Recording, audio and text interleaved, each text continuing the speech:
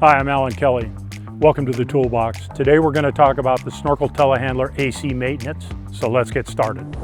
Today we're going to look at two basic maintenance tips for the AC on the Snorkel Telehandler.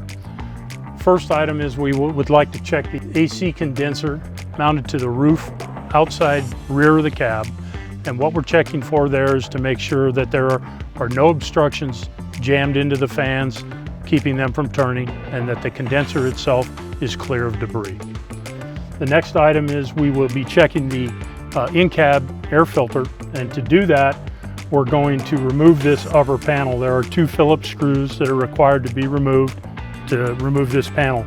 We'll access our Snorkel toolkit and we will get the Phillips screwdriver and we will remove these two screws.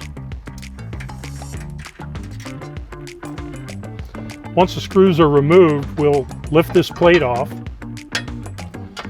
That'll expose the cab air filter. You can reach in from the bottom and raise the air filter up and out.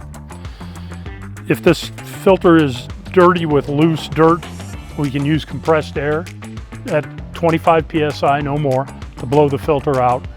If it's excessively bad, then we'll want to replace it. The service intervals call for replacing this filter every 500 hours, but that can vary a bit by the conditions that the machine is operated in. If there's a lot of excess dirt in the cab, it may cause this filter to need to be serviced a little more frequently. Thanks for watching.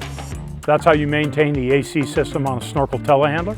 Please check back to the Toolbox for more telehandler information.